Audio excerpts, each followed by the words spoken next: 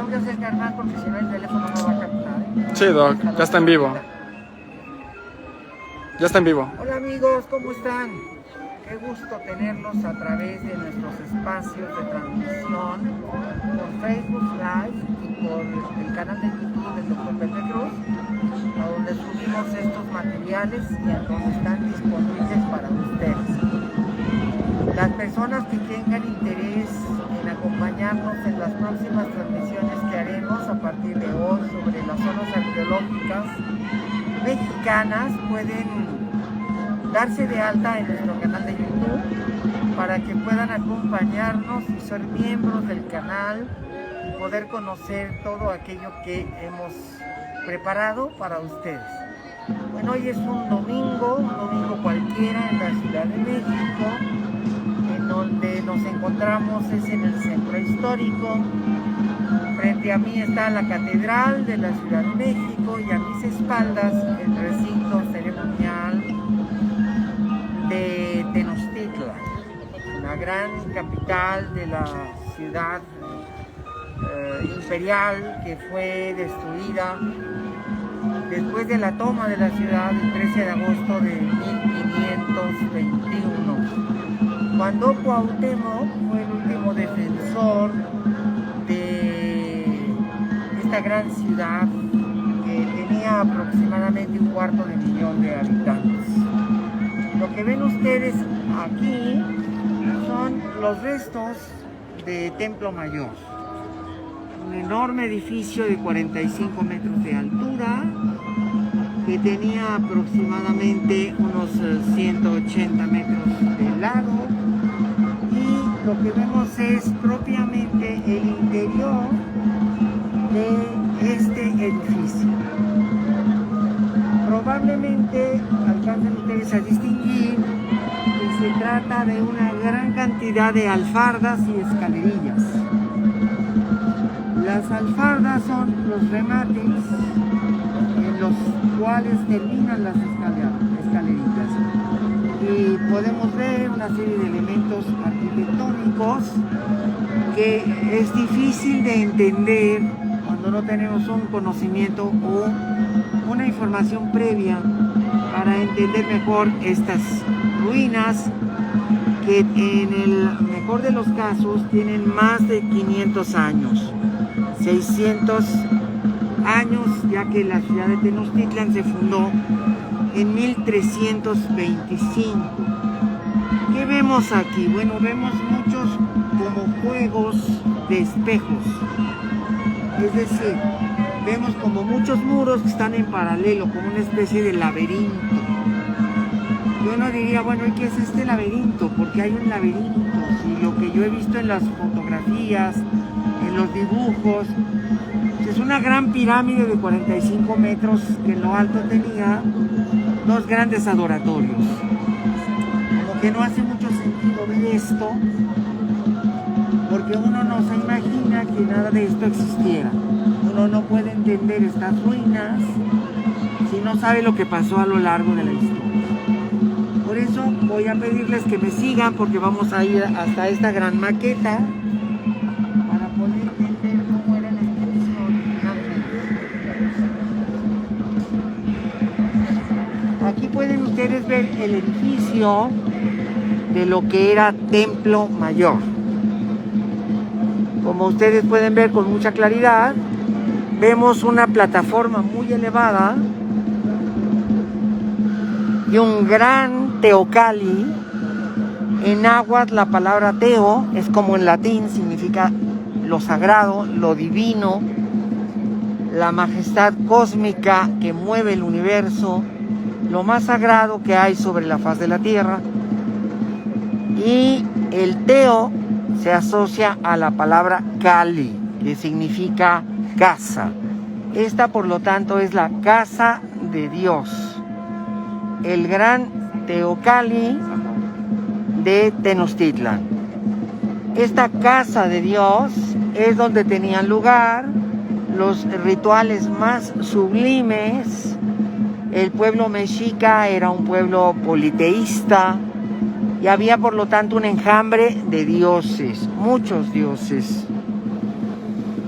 dioses del agua, como Tlaloc y su esposa Chalchiutlicue, dioses del aire, como Ejecatl, Quetzalcóatl, y dioses solares, como aquel por quien se vive, nuestro Señor, el ave colibrí, Huitzilopochtli, el ave colibrí, el dios solar, el quinto sol.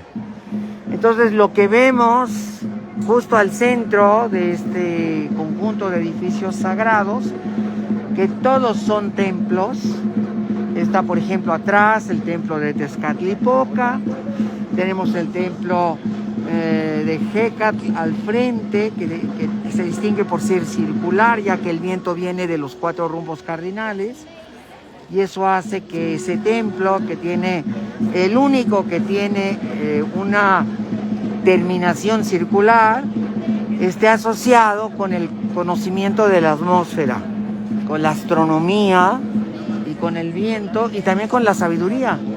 No olvidemos que Quetzalcóatl es el dios de los sabios, el dios de la cuenta de los años, el dios de la cuenta del tiempo.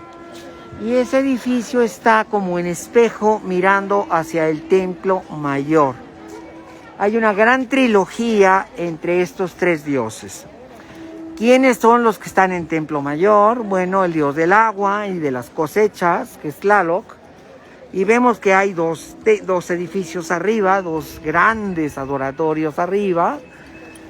El que da al norte, es decir, hacia atrás, es el de Tlaloc, y el que da al sur es el dios solar, es Huitzilopochtli, que es también el dios de la guerra, de los ejércitos, el que lucha y batalla todos los días para ganar contra las fuerzas oscuras que quieren destruir al universo.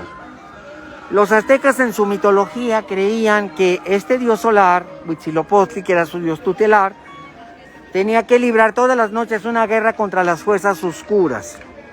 La diosa Coyolxauhqui, la luna y las estrellas del firmamento, que eran llamados en la mitología azteca los 400 surianos. La palabra 400 a los occidentales no nos dice mucho, pero en el mundo azteca o en el mundo mexica, recordemos que el nombre más correcto para llamar a esta civilización es llamarla por su verdadero nombre, que es mexica. Ellos son los mexicas. Se les puede llamar aztecas porque en el siglo XIX se popularizó mucho la palabra azteca, pero realmente no es como ellos se llamaban. Azteca viene de que estos pueblos venían migrando de un lugar mítico llamado Aztlán, y de Aztlán viene azteca. Hombre que viene de Aztlán, azteca o aztecatzin. Esto es en sentido reverencial, como algo que se venera, como algo que se respeta, como algo que se quiere mucho. Y entonces ellos son los aztecas, porque vienen de Aztlán. Pero muchos pueblos venían de Aztlán, no solo los aztecas, los huejotzincas, los tlaxcaltecas y otros pueblos nahuas venían de Aztlán. Pero ellos venían guiados por un dios que era el dios de los aztecas, pero en particular de un grupo de los aztecas que se llamaban a sí mismos mexicas. Y uno se preguntaría, ¿de dónde viene la palabra mexica? La palabra mexica viene del nombre del dios que los guía, que es Huitzilopochtli. Hay 2 maneras, dice Clavijero en su Historia de México, de acuerdo a los estudios de los códices, que el dios de este pueblo tenía 2 nombres. Uno de los nombres era el ave colibrí, Huitzilopochtli. La palabra Huitzi en náhuatl quiere decir colibrí. Entonces, el dios ave colibrí es uno de los dioses, es uno de los nombres de esta deidad solar, del quinto sol, que es el dios tutelar de los aztecas y además es su dios de la guerra. Pero este dios le revela a Tenoch su otro nombre. Y este segundo nombre que le da a Tenoch es el nombre más sagrado. y le dice a Tenoch, este dios, yo soy Meshi. Yo soy Meshi y yo soy su guía. Yo soy Meshi y yo soy su esplendor. Yo soy Meshi y yo soy su protector. Yo soy Meshi y yo soy el sol. Yo soy Meshi y yo soy aquel por quien se vive. Yo soy Meshi y yo soy la fuente de su poder. Yo soy Meshi y yo soy la fuerza que impulsa el universo. Y así me habréis de adorar como Meshi. Y entonces al fundar aquí el templo mayor, al construir aquí el templo mayor, le van a dar un nombre náhuatl. Y ese nombre es el lugar de Meshi. Es decir, México. México. El lugar de Meshi o el lugar donde se adora a Meshi. Y por lo tanto, la palabra México, eso significa el lugar donde se adora al dios solar Meshi, al gran ave constructor, al gran ave protector, al gran ave cuidador, al gran ave guía, al gran inmortal entre inmortales y rey entre reyes. Y eso es México. Y de ahí es que ellos se llaman mexicas, los seguidores del dios Meshi, del dios tutelar, cósmico, creador, que ha construido para nosotros una casa para vivir, que es este universo del quinto sol. Yo, Tonatiuh, tomo el nombre de Meshi para construir mi casa en Tenochtitlan. Y claro, los códices son muy elocuentes y nos explican todo esto con mucha claridad. Así que cuando oímos la palabra México, a veces no nos hace ningún sentido. Pero cuando ya empezamos a entender que es una cosmogénesis, que para los aztecas y hoy los mexicanos este es el ombligo del mundo, estamos parados en el ombligo de México, en el ombligo del mundo, en donde el lugar donde todo sucedió y donde se fundó a Tenochtitlan, México, o sea, México Tenochtitlan. En el año 1325 es fecha tradicional. Eso significa que la Ciudad de México estaría en el año 2025 cumpliendo 700 años de su fundación y que vamos a festejar y vamos a celebrar los 700 años de la fundación de la Ciudad de México en el año 2025. Y puesto que ya estamos en 2022, pues nos falta muy poco tiempo para esta gran celebración. Y por eso en el canal cultural de Pepe Cruz nos vamos a dedicar a alentar esta celebración.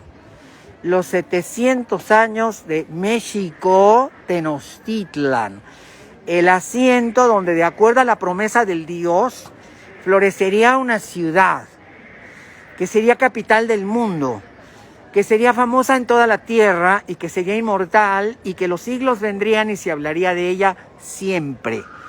Una ciudad como Roma, inmortal, una ciudad como Atenas, igual de inmortal, una ciudad eterna que no perecerá. Eso dicen los textos azteca mexicas. Y más allá de su gloria y de su fama prevalecerá. Eso nos dicen todas las escrituras de las fuentes sagradas, que estaban precisamente consagradas en aquel edificio que me gustaría que vieran. Aquí está el Templo Mayor con sus adoratorios de Tlalgo y de aquel por quien se vive, nuestro Señor Huitzilopochtli. Y luego atrás está el templo de nuestro Señor Tezcatlipoca. Y luego vemos muchos templos más, pero especialmente va a haber un gran edificio que tiene 5 patios. En esas grandes instalaciones estaban guardados miles, cientos de miles de códices, cientos de miles de libros sagrados que hablaban de toda la historia mexica.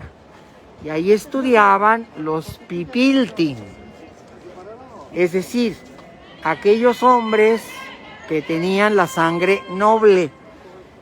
La educación azteca era pública, gratuita y obligatoria. y por lo tanto todos los varones habitantes de la ciudad tenían obligación de ir a clases. Esto estamos hablando de una de las civilizaciones más avanzadas de la Tierra, porque esto se hace común a partir del Código Napoleónico, a partir de que Napoleón Bonaparte en Francia, después de la Revolución Francesa y después del Directorio y después del Imperio francés, establece la obligación pública, gratuita y obligatoria, inspirado en los ideales de liberté, igualité, fraternité, y entonces se convierte la educación pública y obligatoria en una realidad, primero para Francia, y luego para Europa, y luego para toda la humanidad. Pero aquí, en Tenochtitlán, 500 años antes, 600 años antes, ya era un logro del pueblo y de la civilización azteca mexica. Ellos ya habían convertido la educación en pública, gratuita y obligatoria.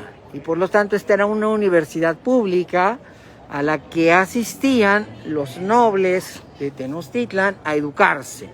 Aprendían a leer y a escribir, aprendían astronomía, aprendían matemáticas, aprendían arquitectura, aprendían ingeniería, aprendían derecho, aprendían medicina. Recordemos que los mexicas eran grandes astrónomos. Traían maestros desde Yucatán, de las grandes ciudades mayas que todavía eran fuente de cultura y conocimiento en aquellos años. Había más de 100 maestros en el Calmeca, todos ellos reputados y muy famosos. Todos ellos dominaban sus especialidades. Era una academia como la que fundó Platón allá en Atenas. O era un liceo como el que fundó Aristóteles para filosofía también en Atenas. Era una gran universidad como lo fue Alejandría en el delta del Nilo y que fue una fundación de Alejandro Magno.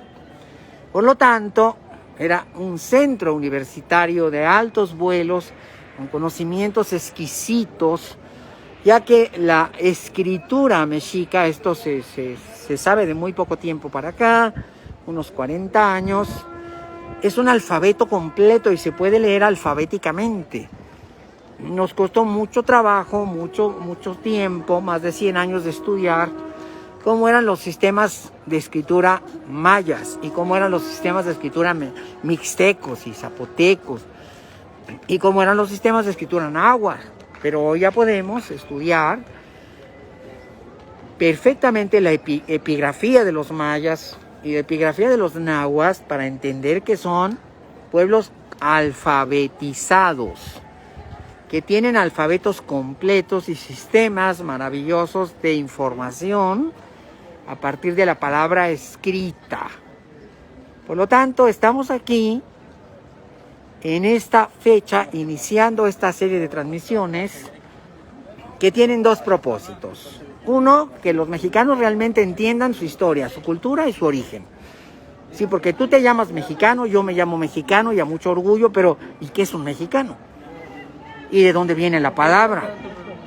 Esos son datos que tú debes conocer. Seguramente cuando te preguntan tu historia familiar, dices, pues yo me llamo José Cruz. Y fueron los Cruz que llegaron de España, porque mi padre era español y venía con el exilio español. Mi abuelo lo asesinaron en la guerra civil y mi abuela tuvo que sufrir un quebranto terrible y una incruenta persecución. Y entonces manda a mi padre a Francia, y en Francia se exila en un campo de concentración para jovencitos. Tendría 15, 16 años y él estaba ya en el exilio, con todas las vicisitudes, hasta que un día México le abre las puertas a la gran inmigración española y mi padre llega a México. Y aquí en México florece, porque este es un país para florecer. Y así como tú te conoces tu historia familiar y sabes la historia de tus papás y todas las ordalías por las que tuviste que pasar, de la misma manera los aztecas cuentan su historia y todas las ordalías. Porque aquí vemos una gran Tenochtitlán con sus 78 edificios según la maqueta de Marquina, con sus grandes logros, con sus grandes templos, con sus grandes palacios, con sus grandes estructuras, que es la gloria de un imperio. Pero cuando ellos llegan a fundar aquí, pues es una isla que tiene unas cuantas nopaleras y que está en medio de la laguna y no tiene más de 500 metros de largo. Y aquí tienen que luchar a brazo partido los primeros señores mexicas, Huitzilihuitl, obviamente es el primer llamado emperador, Otlatoani, y Huitzilihuitl y Acamapistli, los primeros, pues tienen que luchar a brazo partido contra los tepanecas, que no los quieren aquí, que los persiguen y los atacan y los acosan y quieren su extinción. Inclusive el tercer señor mexica, Ximalpopoca, muere asesinado por los tepanecas. Eisiscoatl, el cuarto señor, el que aliado con la ciudad de Texcoco y aliado con el príncipe Nezahualcóyotl, lucha por darle a los aztecas y a los mexicas un espacio propio, libre del sometimiento al imperio tepaneca. Y es así como Tenochtitlan pasa de ser una pequeña aldea de 5,000 habitantes para convertirse en una gran ciudad de 250,000 de habitantes hacia el reinado de Moctezuma II, Moctezuma Xocoyotzin, que entra a gobernar en el año 1502. Entonces, como ustedes pueden ver y escuchar, la historia de Tenochtitlan es como una historia familiar. Le costó sangre, dolor y muchas lágrimas para la fundación y el esplendor que más tarde alcanzó. Y estas transmisiones para conmemorar los 700 años de historia de la Ciudad de México y también los 500 años del martirio de Cuitlahuatzin, el señor mexica, que fue el último emperador que defendió la ciudad en el año infausto de 1521. Cuauhtémoc defendió esta ciudad durante 3 meses, agobiantes, que ya iré narrando día por día para que ustedes conozcan lo que pasó en Tenochtitlan y cómo fue que pasó. Yo hace 40 años que inicié mis estudios en Historia y en Arqueología, en la Facultad de Filosofía y Letras y en el Colegio de Historia de esta facultad de la Universidad Nacional Autónoma de México, pero también fui alumno de la carrera de Arqueología en la ENA, la Escuela Nacional de Arqueología. Entonces llevo 40 años estudiando el tema de Tenochtitlan, de sus gobernantes, de sus arquitectos, de sus logros, de sus grandes construcciones culturales, y entonces los iré en este canal cultural acompañando para que vayan conociendo profundamente como mexicanos que son las raíces de su propia identidad, pero no de manera banal.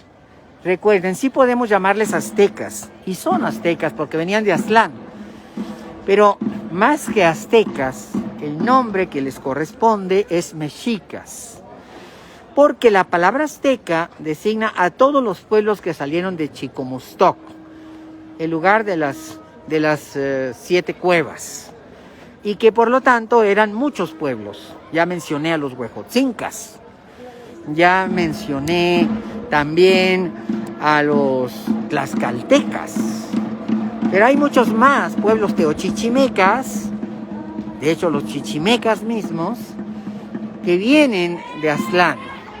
Hay muchos pueblos que vienen de Aztlán y que vienen migrando hacia la zona de las lagunas, República de México o República Mexicana. Y para distinguirse de los demás aztecas, estos pueblos se llamaban a sí mismos mexicas. Recuerden que les comenté que el dios mismo, el dios Tonatiuh, el dios solar, que tiene muchos nombres, uno de ellos es Tonatiuh, pero también se llama Huitzilopochtli, le dice a Tenoch: llámame por mi nombre, y mi nombre secreto es Meshi. Cuando me quieras honrar, llámame Meshi. Y entonces, obedientemente, Tenoch le transmite a sus seguidores el decreto del dios. Y entonces, cuando funda en 1325, ve el águila, ve la serpiente, en ese lugar donde está el Templo Mayor, ahí donde estuvieron parados el águila sobre el Tunal, y devorando una serpiente. Eso pasó exactamente ahí donde ven en este momento, ese como techo verde. ¿Ven ese techo verde? Ese techo verde está en este momento cubriendo el primer edificio antiguo primitivo del Templo Mayor, que se hizo en el año 1325.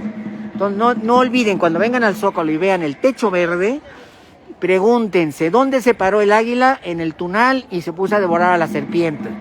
Ahí, bajo el techo verde. Porque ahí Acamapixtli y Huitzilihuitl fue donde eligieron el lugar para la fundación del primer templo. Sí, porque acá ya vamos a ver el segundo templo, el tercer templo, el cuarto templo, el quinto templo, el sexto templo, el séptimo templo, el noveno templo, el 11º templo. Aquí hay unas cosas. El Templo Mayor fue creciendo en tamaño y construían la parte nueva sobre la parte vieja. Y entonces eso hace que tengamos en realidad 11 edificios encimados. Y obviamente parte de lo que vemos, pues es lo que hizo Moctezuma II ya al final del imperio. Parte de lo que vemos es lo que hizo Moctezuma I, que fue el que engrandeció enormemente el Templo Mayor. Y ahí conectamos a Coyolxauhqui. Probablemente es a este emperador que le toca poner esa enorme estela de la diosa de la luna que vemos ahí circular. No me acerco ahora porque vamos a hacer transmisiones específicas sobre Coyolxauhqui. Y más adelante podrán ustedes conocer la historia de esta diosa. Pero lo que vemos atrás, la parte verde, el techo verde, cubre la parte más antigua de los 11 templos. De los 11 templos que están como las matrushkas rusas, una dentro de la otra. Y ahí en el corazón del techo verde, ahí abajo, vemos un primer templo muy sencillito, muy pequeñito, muy modesto.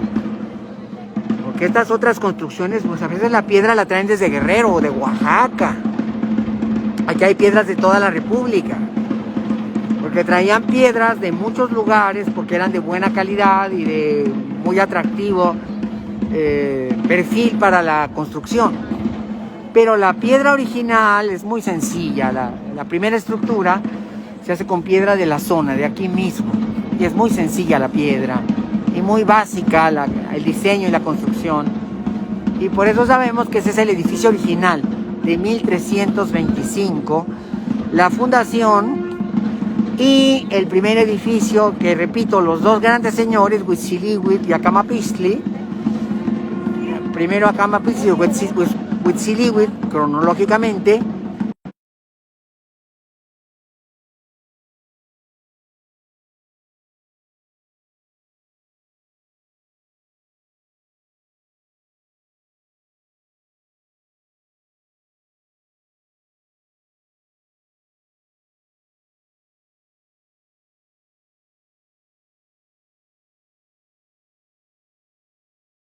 y juntan sus ejércitos y van y conquistan Azcapotzalco y lo destruyen. Y entonces en ese momento Ixcoatl construye el primer gran templo mayor, porque se está haciendo ahí la fundación imperial. Tenochtitlan deja de ser una simple ciudad-estado para convertirse en un imperio que, unido a Texcoco y a Tacuba, formará la Triple Alianza. Pero repito, esto es hasta el tiempo de Ixcoatl, el cuarto emperador. Y es cuando ya tendríamos una ciudad más parecida a lo que vemos en esta maqueta de bronce. Ya algo muy semejante o muy parecido, en donde ya vemos las trazas de este gran adoratorio doble que tiene sus dos casas de oración. Recordemos que allá arriba del Templo Mayor no subía la gente jamás. ¿Por qué tenían los mexicas estas plazas tan inmensas donde podrían meter, si querían, 30,000, 40,000, 50,000, 100,000 personas? Bueno, porque precisamente las plazas estaban diseñadas para llenarlas de gente, para poder ver los grandes ceremoniales y rituales que tenían lugar en las partes altas de los templos, de los adoratorios, donde tenían lugar los rituales sagrados, y en donde estaban las grandes autoridades eclesiásticas, los sumos pontífices de los rituales de cada una de las deidades, porque cada dios tenía su sumo pontífice y este sumo pontífice organizaba el colegio sacerdotal. Había un colegio sacerdotal de Tlaloc, había un colegio sacerdotal de Huitzilopochtli, había un colegio sacerdotal de Quetzalcóatl, había un colegio sacerdotal de un dios muy importante que es Tezcatlipoca, que es el hermano gemelo de Quetzalcóatl y que es el dios del espejo humeante y que tiene que ver con todo lo misterioso y lo mágico. Es un dios muy importante que en su momento iré hablando de él. Pero ya con estos datos iniciales podemos tener mejor conocimiento y cuando te pregunten ¿qué quiere decir eso de mexicano? Cuéntame tu origen. Tú eres un mexicano, pero ¿qué es un mexicano? Y entonces ya ustedes les contarán la historia. Es que el propio Dios guía de los pueblos que venían del norte tomaron la iniciativa de llamar a este Dios como él reveló su nombre. Él reveló y dijo: yo soy Meshi, me llamo Meshi, y me habréis de decir a través de ese nombre, me habréis de llamar por mi nombre. Y entonces cuando se funda la ciudad se le pone México, el lugar del dios Meji. Y eso es lo que representa la palabra mexicas, habitantes del lugar de Meshi. Y así ya vamos dándole una coherencia a toda la información que desde niños nos contaron en la escuela primaria, pero a lo mejor nos la contaron incompleta o a lo mejor nos la contaron mal. Y aquí ya podemos ver cómo aquí, en este mismo lugar, está el Templo Mayor y luego la maqueta y luego allá vamos a ver el Palacio Nacional.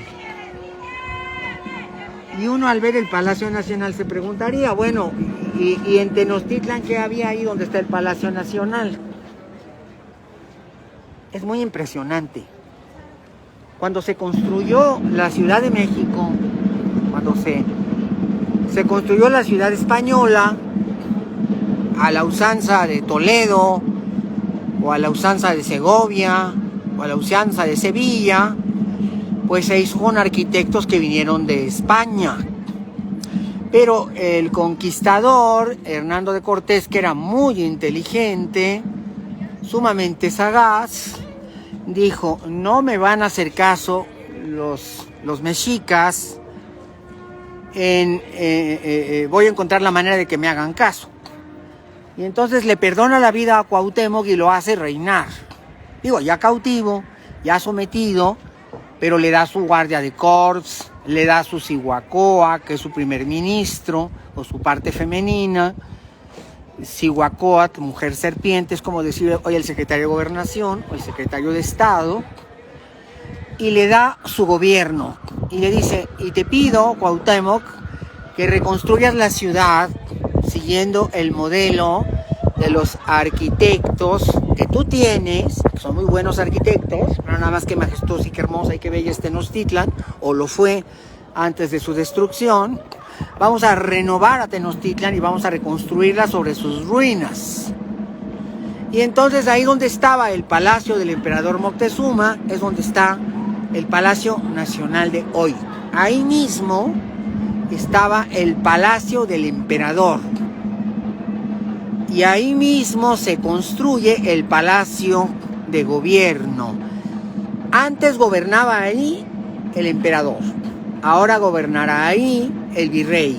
Bueno, al principio no hubo virreyes, eran oidores, eran audiencias, eran gobernadores temporales como el propio Hernán Cortés, pero a partir del primer virrey de México, que llega y que organiza el gobierno, estamos hablando ya en 1530 y 31 y 32 y 33, llegan los primeros virreyes y van a gobernar desde el Palacio Virreinal, que no es otra cosa que la misma casa que había ahí, que era el Palacio Imperial y que ahora es el Palacio del Nuevo Rey, que en el caso de México, de Nueva España, pues es un virrey porque el rey está en España.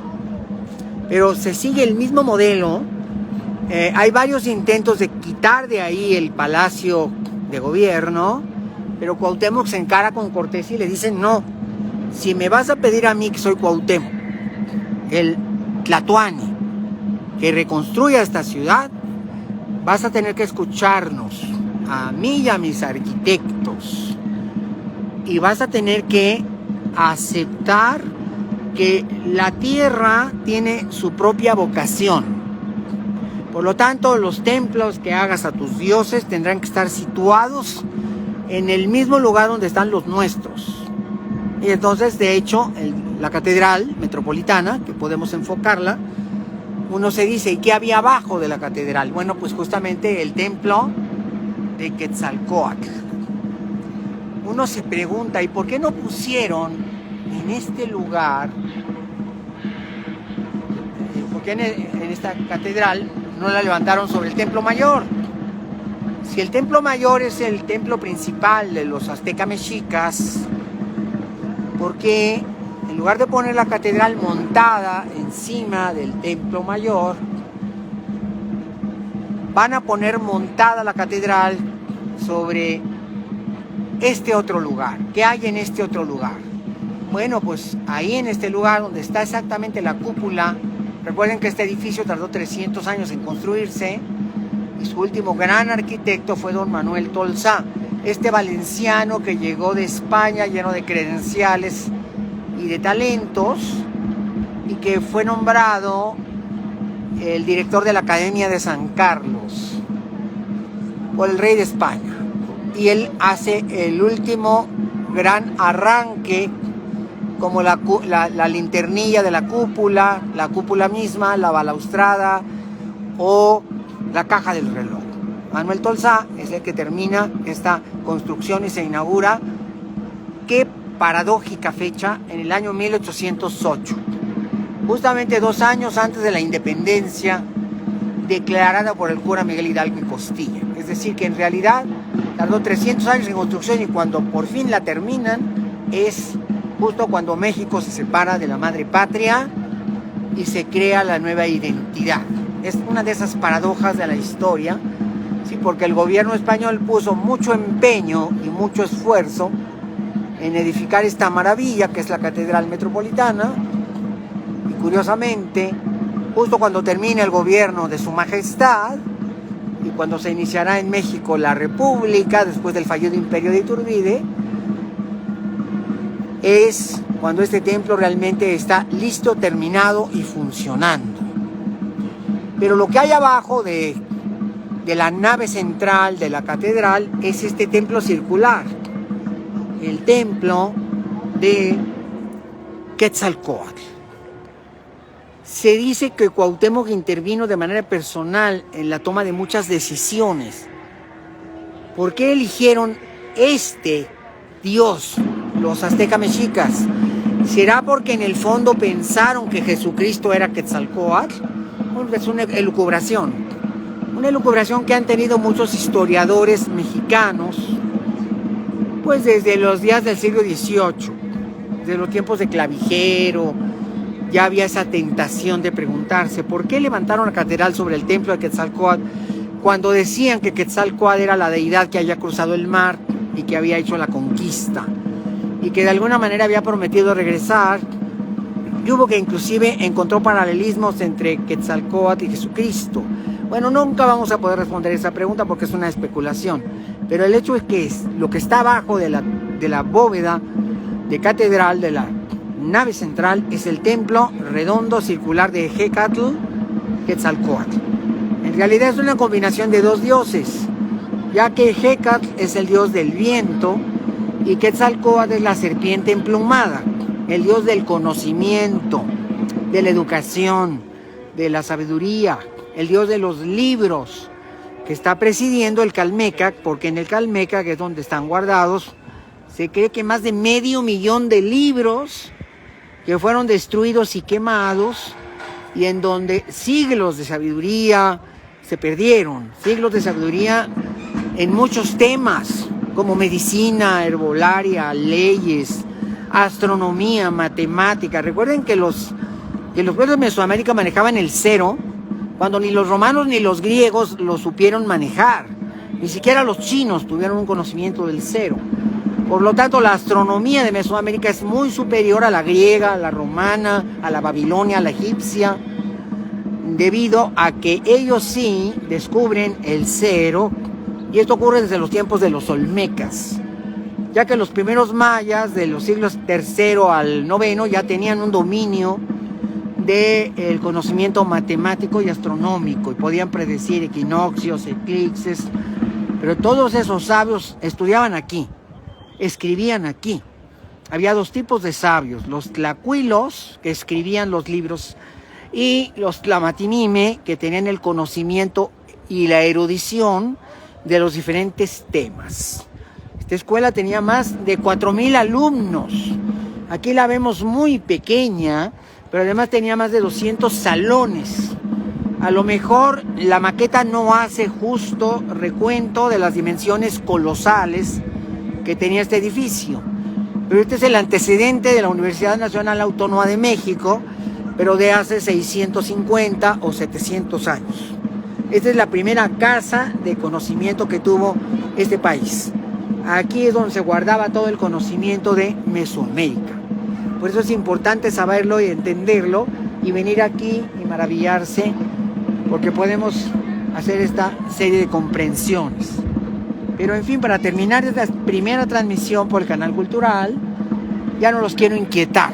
Ya nada más les quiero pedir que me sigan, que le den a Facebook Live y que le den al canal de YouTube de Pepe Cruz, ya que vamos a hacer una gran transmisión y vamos a viajar por muchas ciudades arqueológicas y prehispánicas para ir platicando más acerca de nuestra historia, la historia de una civilización colosal. Y recuerden, hay dos fechas muy importantes que conmemorar. Los 500 años de la muerte de Cuauhtémoc, que ocurrió el 28 de febrero de 1525, y la fundación de Tenochtitlan, que ocurrió en 1325, justo cuando Tenoch descubre el águila y el nopal y la serpiente que era devorada por el águila, ahí exactamente donde está el templo mayor de México, Tenochtitlan. Amigos, muchas gracias, me despido. Gracias por estar conmigo, gracias por acompañarme aquí en el canal cultural y nos vemos la próxima entrega que haremos